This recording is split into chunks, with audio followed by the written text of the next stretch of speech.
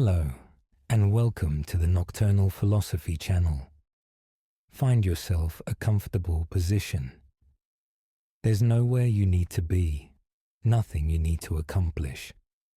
For the next while, we're simply going to explore together, to look at the world in a way you may never have considered before. Take a moment to notice where you are, the feeling of the surface beneath you, the quality of light in the room, the sounds that form the background of this moment, everything that's present right now, all of it appearing for you, given to your awareness in this peculiar, ordinary miracle of consciousness. Tonight, we're entering the realm of phenomenology, a philosophical approach that asks us to pay attention to experience itself, not theories about experience, not explanations, but the raw, immediate texture of what it's like to be conscious, to be here now. The word phenomenology comes from the Greek phenomenon, meaning that which appears. And tonight, as you settle into rest, we're going to gently explore this question.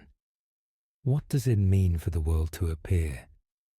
What is this mysterious fact that things show up for us at all? This might seem like an abstract question, but it's actually the most concrete thing there is, more concrete than physics, more immediate than any theory. Because before you can have theories, before you can have explanations, you must first have experience. You must have this basic fact that something appears, that awareness is happening, that there is a world showing up for consciousness. Phenomenology is the patient, careful study of this appearing, this showing up, this givenness of the world. And in exploring it, we often discover that the most familiar aspects of our lives, seeing, hearing, touching, remembering, imagining, are far more mysterious and wonderful than we ever realized.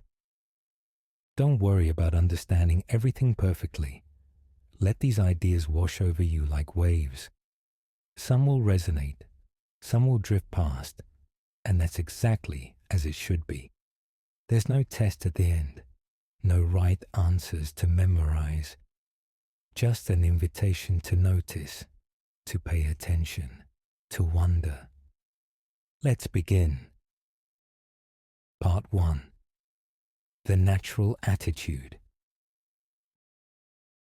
Right now you're lying down. Perhaps you can feel the weight of your body against the surface beneath you. Perhaps you notice the temperature of the air on your skin. Maybe you hear distant sounds, a car passing, the hum of electricity, the rhythm of your own breathing. All of these experiences, they simply appear. You don't create them through effort. They're just here, given to you. And in your everyday life, you probably don't think much about this extraordinary fact. In our everyday lives, we live in what the philosopher Edmund Husserl called the natural attitude. This is our default way of experiencing the world. In the natural attitude, we simply assume the world is out there, solid, real, independent of us. We wake up and the world is waiting. We go about our day taking for granted that objects exist, that other people have minds, that the past was real and the future will come. This natural attitude is so ingrained, so automatic, that we rarely notice we're in it. When you see a tree, you don't think, I'm having a visual experience of tree-like sensations. You just think, there's a tree. The tree seems to be simply there, existing on its own, whether you're looking at it or not. When you remember yesterday, you don't think, I'm having memory phenomena right now. You think, yesterday I did such and such. The past seems to be a real thing that happened, stored somewhere, that you're accessing. There's nothing wrong with the natural attitude. It's how we function, how we survive, how we navigate daily life. When you reached for a glass of water today, you didn't stop to question whether the glass existed or whether your hand could grasp it. You just reached, and this worked perfectly well. The natural attitude is practical, efficient, necessary. But phenomenology invites us to step back, to suspend, just for a moment, all those automatic assumptions. Not to deny them, but to examine them, to look at experience with fresh eyes, as if for the first time. Husserl called this suspension the epoché, a Greek word meaning to hold back, to bracket, to pause our usual judgments. In the epoché, we don't say the world exists or the world doesn't exist. We simply set aside that question. We bracket it. Instead, we ask, how does the world appear to me? What is my actual experience like before I overlay it with assumptions and theories?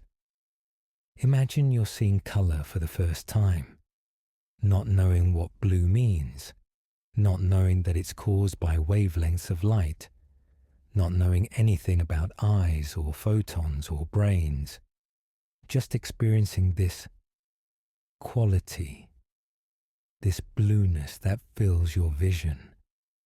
What is that like? What is the pure phenomenon of blue? Or imagine tasting something without knowing what it is, without the label sweet or bitter or chocolate, just the pure sensation, the texture on your tongue, the temperature, the way the taste unfolds and changes over seconds. What is that experience stripped of all our conceptual overlays? This is what phenomenology asks of us, to return to immediate experience before we've labeled it, categorized it, explained it away, to notice what's actually given in consciousness before we interpret it through our usual frameworks. It's harder than it sounds. We're so used to living in the natural attitude, so used to seeing objects and thinking, that's a chair, or that's a tree. That pure perception, perception without concepts, can feel almost impossible to access. But sometimes, in certain moments, the natural attitude cracks open. Maybe you've been staring at a word for so long that it suddenly looks strange, just a collection of shapes on a page, and you can't quite remember what it means. Or maybe you've been in a place so foreign that everything feels surreal, and you're suddenly aware that you're having experiences, not just moving through a world. These moments, when the automaticity breaks down, are phenomenological moments, moments when appearing itself becomes visible. Husserl had a phrase for this approach. To the things themselves, zu den Sachen selbst. Not to our theories about things, not to what we've been told about things, not to what science says about things, but to the things as they actually appear in our consciousness. And here's what's remarkable. When we really pay attention to how things appear, we discover that experience is far stranger, far richer than we usually notice. The world is not simply out there, and consciousness is not simply in here. The relationship between awareness and the world is far more intricate, far more mysterious. A tree doesn't just exist as a physical object made of cells and cellulose. A tree also exists as a phenomenon, as something that appears green in summer and bare in winter, as something that looks different from different angles, as something that might evoke memories or emotions or thoughts. The tree as phenomenon is not less real than the tree as physical object. It's a different aspect of reality, the aspect that shows up for consciousness. And this aspect, this appearing, is what phenomenology studies. Not the tree itself, not the biological mechanisms of seeing, not the physics of light, but the tree as experienced, the tree as it shows up in your visual field, as it's given to your awareness, as it exists for you. This might sound solipsistic, like we're saying the world is all in your head, but that's not it at all. Phenomenology is not denying the world. It's pointing to something more fundamental than the distinction between inner and outer. It's pointing to experience itself, the space where inner and outer meet, where consciousness and world encounter each other. And as you lie here tonight, you might notice your experience right now is neither purely subjective nor purely objective. These words you're hearing, they're not just out there as sound waves, and they're not just in here as mental content. They're appearing, they're phenomena. They're given to your consciousness in this peculiar way that's neither purely physical nor purely mental, but somehow both and neither. This is the phenomenological attitude, not the natural attitude that takes the world for granted, not the scientific attitude that tries to explain experience away, but an attitude of wonder, of attention, of careful noticing, an attitude that asks, what is it like? How does this appear? What is the structure of this experience? Part 2. Intentionality. Let your awareness rest for a moment on your breathing. Notice how your attention can shift from the sensation in your chest to a sound in the room, to a thought floating through your mind, to the feeling of your hands resting against the surface beneath you. This movement of awareness, this ability to direct your attention from one thing to another, points to something fundamental about consciousness, something phenomenologists call intentionality. Intentionality is a strange word. It doesn't mean what we usually think. It doesn't mean intention like planning or willpower. Instead, it names this basic fact. Consciousness is always consciousness of something. Experience is always experience of something. Awareness is always awareness of something. Think about it. You can't just be conscious in a vague, empty way. Right now, your consciousness is directed towards something. Perhaps the sound of these words, perhaps a sensation in your body, perhaps a memory or a thought that's drifting through your mind. Even when you're dreaming of something. Images, scenarios, feelings, situations. This might seem obvious at first. Of course, consciousness is about things, but it's actually quite strange when you think about it. What does it mean for a mental state to be about something? How does consciousness manage to reach beyond itself and point to objects, to meanings, to possibilities? Franz Brentano, Husserl's teacher, was the first modern philosopher to really emphasize this feature of mental life. He noticed that every mental act reaches toward an object. Thinking is always thinking about something. Perceiving is always perceiving of something. Remembering is always remembering something. Even emotions have this structure. Fear is fear of something. Love is love for someone. Hope is hope for some outcome. Brentano called this the intentional inexistence of mental objects, a technical phrase meaning that mental acts contain their objects within themselves in a peculiar way. When you think about Paris, Paris doesn't have to be physically present. Paris exists in your thought, not as a physical city, but as an intentional object, as something your consciousness is directed toward. But here's what's fascinating. The object doesn't have to exist at all for consciousness to reach toward it. You can think about unicorns, imagine impossible colors, remember events that never happened, hope for things that will never come to pass. Your consciousness still has this directedness, this aboutness, even when it points to nothing real. This is profoundly strange if you think about it. How can consciousness be directed towards something that doesn't exist? How can you fear something that isn't there? Or remember something that never happened? Or imagine something that's impossible? The answer is that intentionality is not a relation between two existing things. It's a structure of consciousness itself.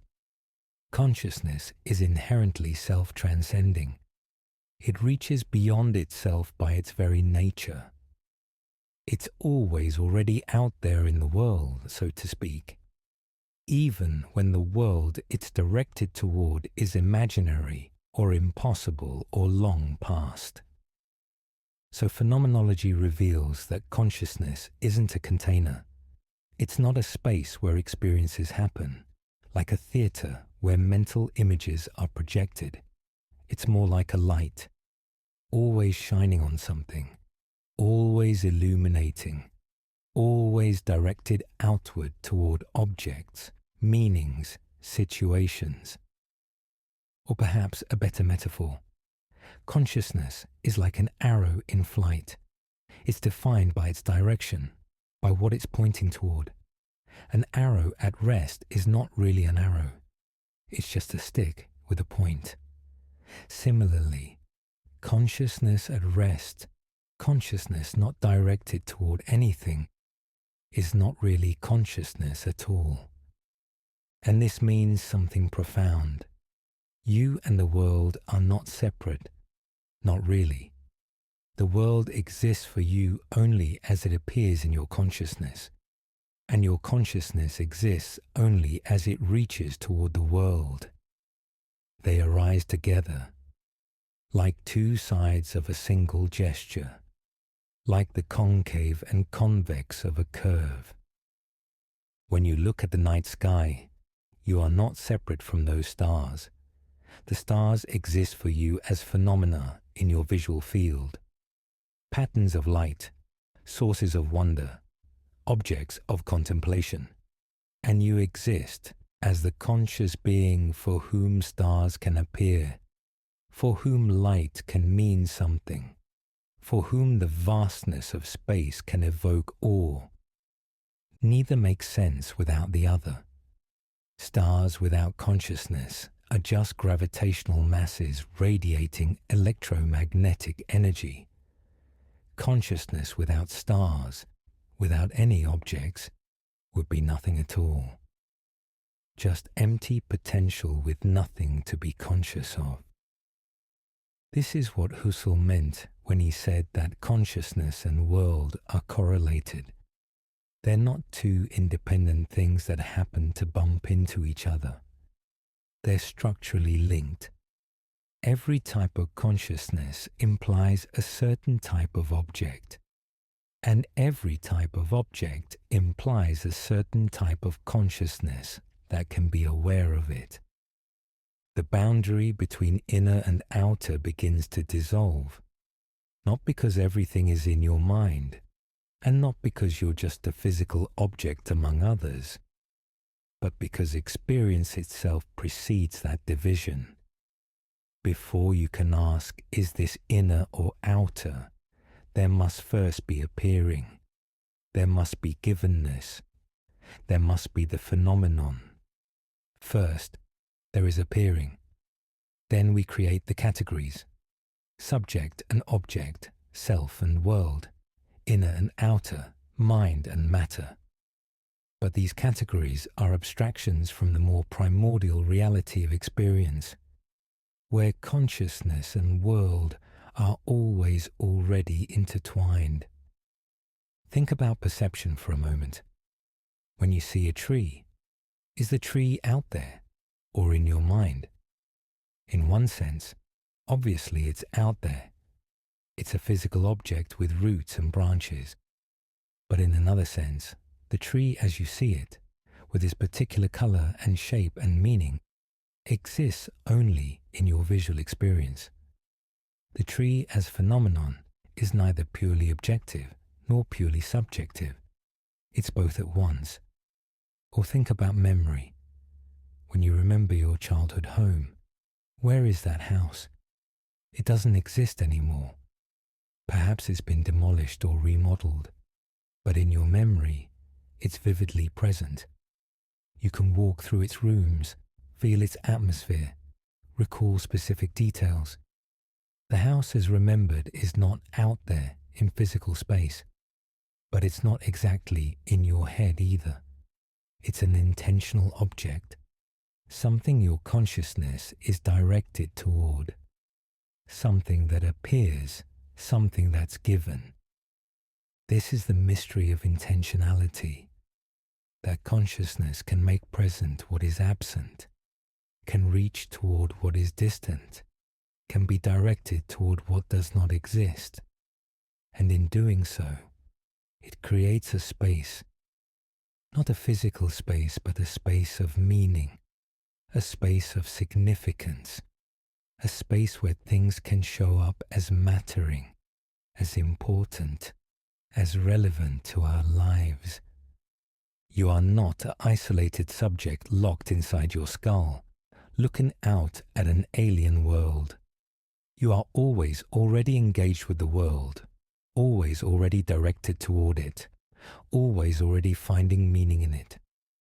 Your consciousness is not a private inner theatre. It's an opening onto the world, a clearing where things can appear, where meanings can emerge, where experience can happen. And tonight, as you lie here, you might notice this. The sounds you hear are not separate from you. They're appearing in your auditory field. The thoughts that drift through your mind are not intruders from elsewhere. They're the intentional objects of your awareness, the memories, the images, the feelings. All of these are ways your consciousness is directed, ways the world is showing up for you in this moment. Everything is intentional. Everything points beyond itself. Every experience is an experience of something, even if that something is vague, even if it's just a mood or an atmosphere or a sense of possibility.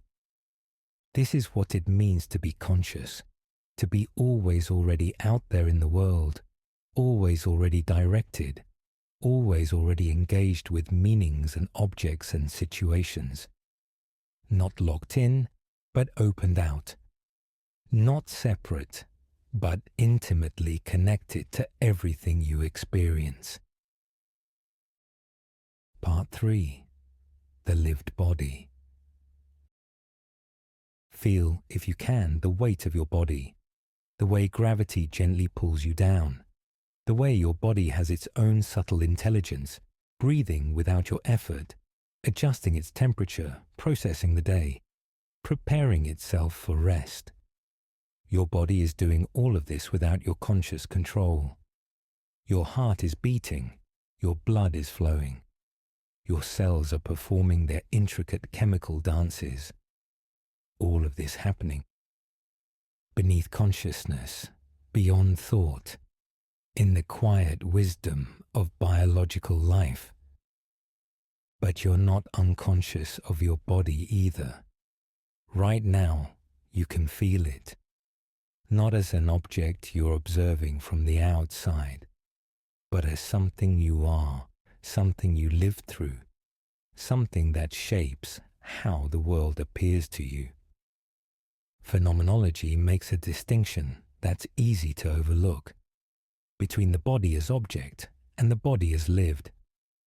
This distinction, simple as it sounds, opens up entire worlds of understanding about what it means to be human, to be embodied, to exist as flesh and awareness woven together. Your body as object is the body others see, the body that has a certain height, a certain weight, that can be measured and examined by doctors, that shows up in photographs and mirrors, the body that takes up space in a room, that has a location in physical space, that can be described in third-person terms. The body is 5 feet 10 inches tall. It weighs 160 pounds. It has brown hair.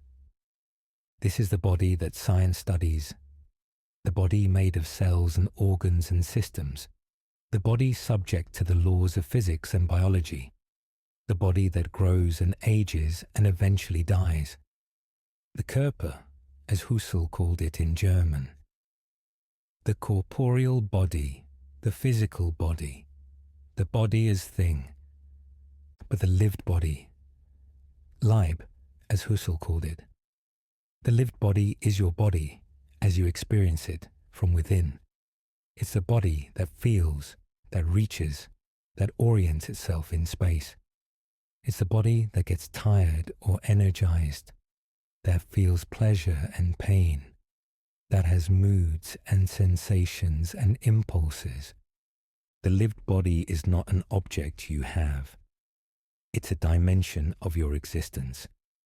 You don't relate to your lived body the way you relate to a tool or a possession. You are your lived body. It's the way you inhabit the world, the way you're present to situations, the way you engage with your environment. Right now, without looking, you know roughly where your hands are. You know if your legs are bent or straight, if your head is tilted or centered.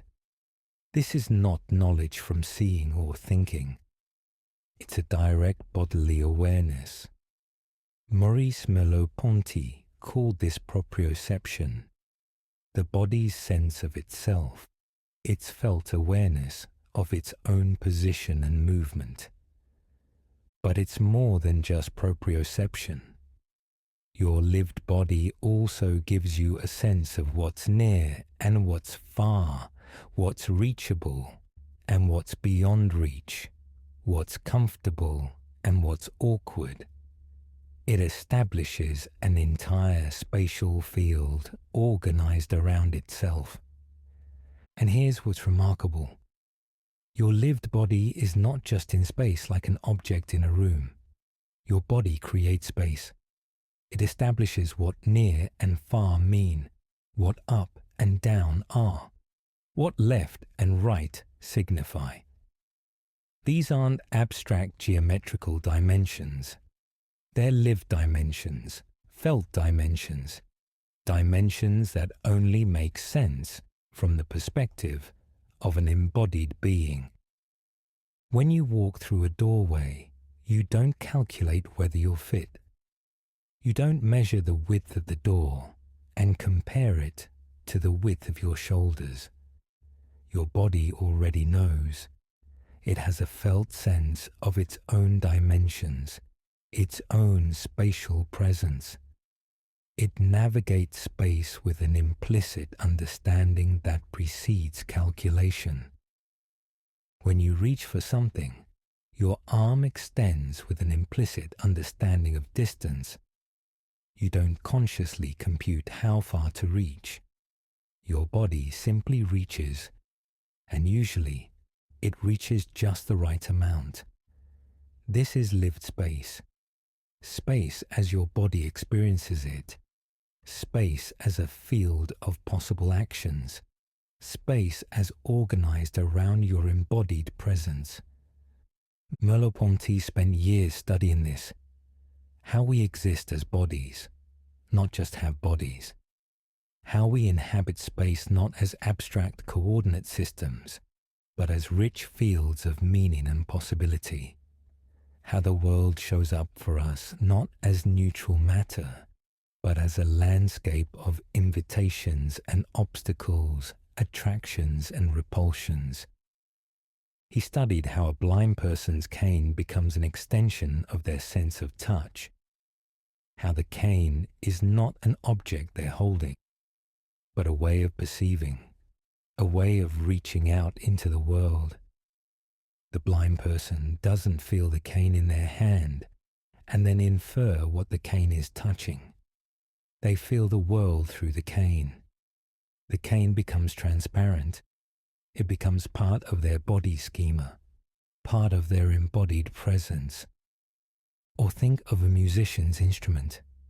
When a skilled violinist plays, they're not manipulating an external object. The violin has become part of their body, an extension of their capacity to express and create. They feel the music in their fingers, in their arms, in the bow's pressure on the strings. The instrument is incorporated into their lived body. This incorporation, this ability to extend our bodily sense beyond our biological boundaries, shows that the lived body is not a fixed closed system. It's dynamic, flexible, capable of expanding to include tools, instruments, technologies. Your car, when you're driving it well, becomes part of your body schema. You feel the road through the tires. You sense the car's dimensions. You navigate tight spaces with a bodily intelligence that treats the car as an extension of yourself. And as you lie here now, you can notice your body is already preparing for sleep. You didn't decide to slow your breathing, to relax your muscles, to let your thoughts drift. Your lived body is doing this, wisely, gently, without needing your conscious instruction. This is part of the lived body's intelligence. It knows how to transition from wakefulness to sleep, how to let go of the day's tensions, how to sink into rest. You can't force yourself to sleep through will alone, but you can allow your body to do what it knows how to do. You can trust its rhythms, its wisdom, its innate capacity for restoration. You are not a mind controlling a body like a puppet master pulling strings. You are an embodied consciousness, a being that exists as flesh and awareness, seamlessly woven together. Your thoughts are not separate from your bodily state. Your emotions are not separate from your physical sensations. Your consciousness is not floating above your body. It's expressed through your body, shaped by your body, inseparable from your body. When you're anxious, your chest tightens. When you're sad, your shoulders slump. When you're excited, energy flows through your limbs. These aren't just symptoms of mental states happening elsewhere. They are the way those states exist. Anxiety is the tightness, the shallow breathing, the bodily sense of constriction. Sadness is the heaviness, the lack of energy, the bodily feeling of weight. This is what Merleau-Ponty meant when he said, "I am my body." Not that I'm nothing but a physical object, but that my subjectivity, my consciousness, my way of being in the world, is fundamentally embodied. I exist as a body subject, not a disembodied mind. And this has profound implications. It means that how we understand the world is shaped by our bodily form. We see things from roughly 5 or 6 feet off the ground, because that's where our eyes are. We perceive things as graspable or too heavy, based on our bodily capacities. The world appears to us through the lens of our embodiment. A different body, say, the body of a bird or a fish or an insect, would experience an entirely different world. Not just different information about the same world, but a genuinely different world. Different affordances, different meanings, different structures of relevance. Your body is not a neutral vehicle for a pure consciousness. It's the condition of your consciousness, the way your consciousness takes shape, the medium through which world and awareness meet. You are an embodied consciousness, and that embodiment is not a limitation or a prison. It's the very possibility of your being here, of having a perspective, of mattering to the world and having the world matter to you. So rest now in your body. Let it do its work. Let it breathe. Let it relax. Let it carry you into sleep with its ancient wisdom. You don't need to control it or direct it. Just allow it to be what it is. Your way of being in the world. Your opening onto experience. Your mysterious gift of embodied existence. Part 4. Time Consciousness. Let's turn our attention gently to time. Time is perhaps the most mysterious dimension of our existence. We live in it, move through it, are shaped by it, yet it remains elusive, difficult to grasp, strange beyond words.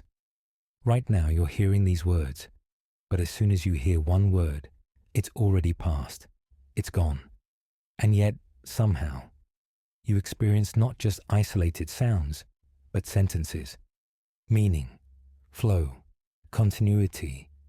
How is this possible? How can you experience something that's constantly disappearing?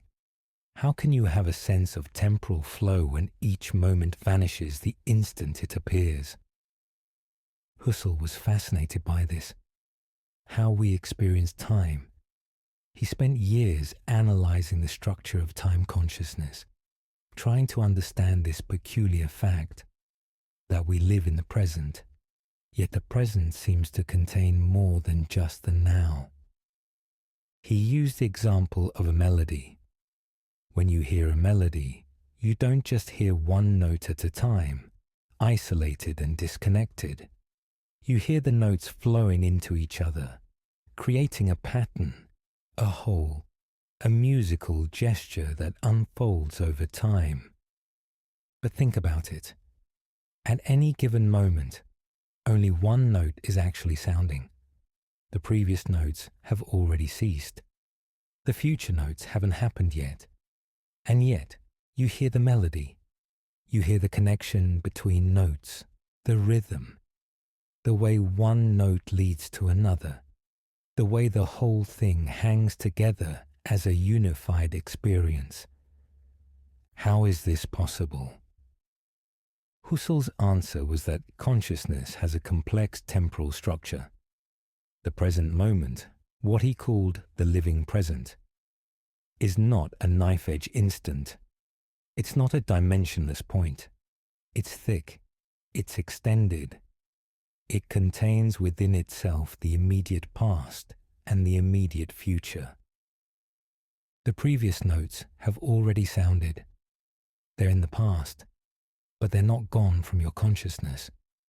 They're still present in what Husserl called retention, a kind of immediate memory that allows the past to linger in the now, to remain present even as it recedes. Retention is not the same as memory in the ordinary sense. When you remember something from yesterday, you're recalling it, bringing it back to mind, perhaps as an image or a thought. But retention is more immediate than that. It's the way the just past continues to exist in consciousness, even as it slips away. When you hear a word, you retain the first syllable, even as you hear the second. The first syllable is still there in your consciousness, not as a separate memory that you're recalling, but as part of the present experience of hearing the word. Without retention, you'd only ever hear isolated syllables, never words, isolated notes, never melodies, isolated moments, never experiences. And at the same time, you're not just hearing what's currently sounding. You're already anticipating what comes next. This is pretension, a reaching forward into the immediate future, an expectation, a sense of what's about to happen. When you hear a melody, you don't just passively receive each note. You anticipate, you expect the melody to continue, to resolve, to complete itself in a certain way. Sometimes the melody fulfills your expectations. Sometimes it surprises you by going in an unexpected direction.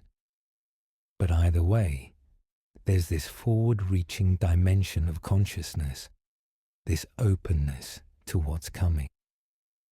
Pretension is not the same as prediction or planning.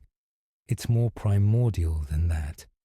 It's the way consciousness is always already leaning into the future, always already oriented toward what's about to happen, even if only in the next fraction of a second. So the present moment, the now, is never a knife-edge instant. It's thick. It contains the just past through retention and the about to be through pretension. It's like a comet, trailing the past behind it, while reaching into the future, the bright head of the comet being what we call now. This is the structure of all experience, not just of time itself, but of how we live through time. Every moment of consciousness has this threefold structure: retention of what just was, presentation of what is, protension of what's about to be. And this structure is what makes experience possible. Without retention, consciousness would be shattered into disconnected instants. Without pretension, there would be no sense of flow, no sense of things unfolding, no sense of narrative or meaning or direction. Right now, as you lie here, you carry with you the entire day you've lived, not as memories you're actively recalling, but as a texture, a background, a mood, a way of being oriented in your life. The day has sedimented into you. Its events, its emotions, its meanings have become part of the living present, part of how you're situated right now.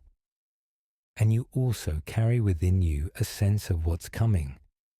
Not specific plans necessarily, not detailed predictions, but an openness, a directionality, a sense that tomorrow exists as a possibility, that the future is real even though it hasn't happened yet. Heidegger, Husserl's student, went further.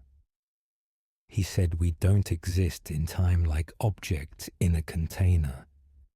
We don't move through time like a train on tracks. Instead, we are temporal. Temporality is the very structure of human existence.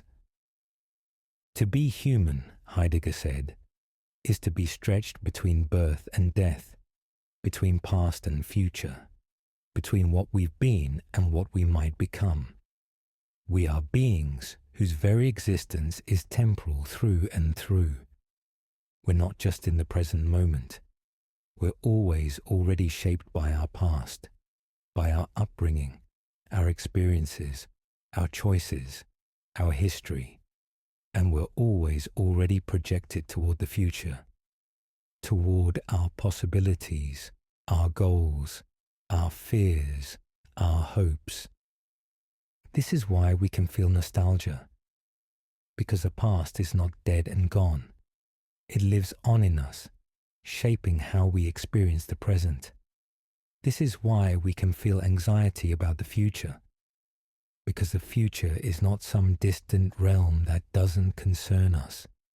It's already here, already part of our existence, already mattering to us. To be human is to be underway, always already having been, always not yet completed. We are beings in process, beings stretched across time, beings whose identity is not fixed, but constantly being shaped by the interplay of past and future. And this temporal structure shapes everything about how we experience the world. A child experiences time differently than an adult. The future seems vast and open. Each day feels long. Summers stretch into eternity. An elderly person experiences time differently. The past becomes more present, more vivid, while the future contracts, becomes less expansive. When you're bored, time drags. When you're engaged, time flies. When you're waiting for something important, minutes feel like hours. When you're in flow, hours feel like minutes. Time is not a neutral container. It's shaped by consciousness, by mood, by attention, by care. And right now, as sleep approaches, you're experiencing another kind of temporal shift, the gradual letting go of the day's forward momentum, the softening of future-directed concerns, the release of plans and worries and tasks. In sleep, you enter a different temporal mode. The clear distinction between past, present, and future becomes blurred. Dreams don't follow linear time. They jump, they loop, they compress years into moments or stretch seconds into ages. In dreams, you might revisit the past, imagine the future, or exist in an eternal present that has no clear temporal location. This is part of sleep's gift, the release from the urgency of time, from the pressure of future obligations, from the weight of past regrets. In sleep, you can simply be, not rushing forward, not looking back, just existing in the gentle flow of consciousness as it drifts through its own rhythms. There's nowhere to rush to, nothing to chase. The future will come in its own rhythm. The past has already happened, and the present, this moment right now, is all there is. Not in the sense that past and future don't exist, but in the sense that right now, in this moment, they're not demanding anything from you. For now, just this breath, just this moment, just this gentle unwinding of time's usual urgency. Let yourself drift in time rather than through it. Let time carry you rather than trying to manage it. Just float in the thick present that contains everything that was and everything that might be, without needing to grasp either. Part 5. The Lifeworld. We're coming to the end of our journey tonight, but before we part, one more idea, perhaps the most important of all. Husserl wrote about something he called the Lebenswelt, the life world. This is the world as we actually live it, before science, before abstraction, before philosophy itself. The primordial world of immediate experience. It's a world where the sun rises and sets, even though we know intellectually that the earth is rotating. It's a world where objects have colors, even though science tells us color is wavelengths of light interpreted by our brains. It's a world where other people have faces that express emotions, where home feels different from elsewhere, where some moments feel sacred and others ordinary. The life world is not an illusion, that science corrects. It's not a primitive understanding that gets replaced by scientific knowledge. It's the foundation, the ground, the presupposition of all our more abstract ways of understanding. Scientists live in the life world too. When a physicist goes home after work, they don't experience their house as a collection of atoms arranged in space according to the laws of quantum mechanics. They experience it as home, warm or cold, welcoming or empty, full of memories and meanings and familiar presences. The life world is a world of practical engagement, the world where tools are ready to hand, where paths are walkable, where doors open and close, where food tastes good or bad, where the weather is pleasant or unpleasant. It's a world of significances, not just facts. A world of values, not just measurements. In the life world, a hammer is not primarily a physical object with certain dimensions and mass. It's a tool for hammering, something that invites a certain kind of use, something that fits in the hand in a certain way, something that has a purpose and a place in our projects and concerns. In the life world, a forest path is not just a strip of cleared ground. It's an invitation to walk, a way to get somewhere, a place where you might encounter others or find solitude, a space that has a mood and an atmosphere. Everything in the life world appears already invested with meaning, already mattering in some way, already related to our concerns and our projects and our way of being in the world. Nothing is neutral. Nothing is just there as pure, meaningless stuff. Everything beckons or repels, invites or threatens, matters or doesn't matter. This is the world we actually inhabit. Not the abstract world of scientific theories, not the geometrical world of pure extension, but the lived world of immediate experience. The world where sky is above and earth is below, where some places feel safe and others dangerous, where certain smells evoke childhood and certain sounds bring comfort or alarm. The life world is the ground of everything else.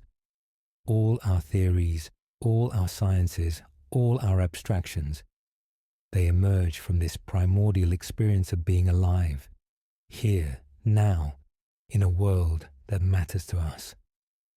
Science doesn't replace the life world. It's a specialized activity that emerges from it and ultimately refers back to it.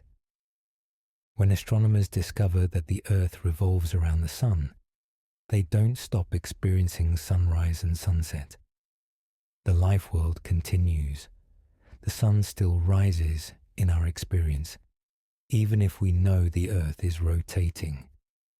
Both truths coexist, the theoretical truth of astronomy and the phenomenological truth of lived experience.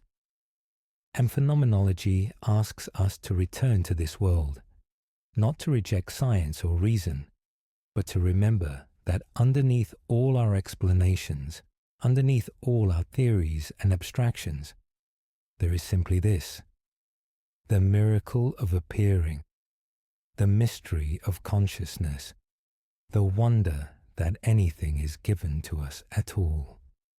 The life world is where we're born, where we learn to walk and talk, where we first encounter colors and sounds and textures. It's the world of childhood, before we knew the names of things, before we had concepts and categories. Just pure experience, pure appearing, pure givenness. And it's the world we return to in certain moments. Moments of wonder, moments of presence, moments when we see things as if for the first time. When you watch a sunset and are simply struck by its beauty. You're not thinking about wavelengths of light or atmospheric refraction. You're just experiencing the phenomenon, the way the colors spread across the sky, the way the light shifts and deepens, the way it makes you feel. This is the life world, immediate, pre-theoretical, given, and it's always there underneath our theories and concepts, ready to be returned to, ready to be noticed, ready to surprise us with its richness and depth. Tonight, as you drift towards sleep, you're returning to a more primary way of being. Before thoughts, before worries, before the constructed narratives we tell ourselves about who we are, before the roles we play, before the identities we maintain, before all the layered meanings we've built up over years of living. In sleep, you'll encounter your own consciousness in its more primordial form. Images arising without control, sensations without fixed meaning, time flowing differently, the boundaries of self becoming more fluid. This is closer to the life world. Consciousness, before it's been organized and interpreted and made sensible by our waking categories. Dreams are strange because they return us to this more primordial level, where the usual rules don't apply, where anything can turn into anything else, where significance emerges in unexpected ways. Dreams are phenomenology's playground, pure appearing without the constraints of objective reality. This too is part of the life world, the world of dreams, of rest, of the body's wisdom, of consciousness letting go of its daytime structures. Not a lesser world, not an inferior mode of being, just a different way the life world shows itself, a different dimension of lived experience. So rest now, knowing that you are held by something larger than yourself, by existence itself, by the life world that contains all possible worlds, by the same mysterious presence that allows anything to appear at all. You are not separate from the world. You are where the world becomes conscious of itself. You are where appearing happens, where givenness occurs, where the miracle of experience takes place.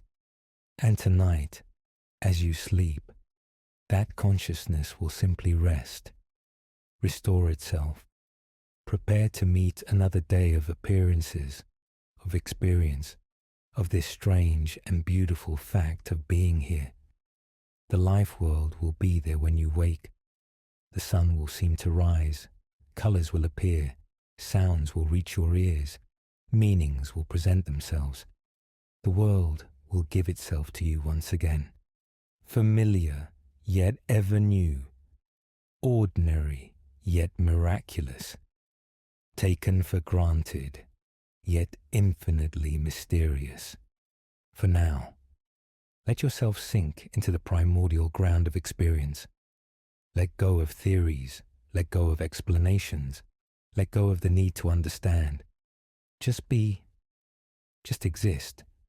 Just allow consciousness to do what it does, which is to be present, to be aware, to be the opening where world and experience meet.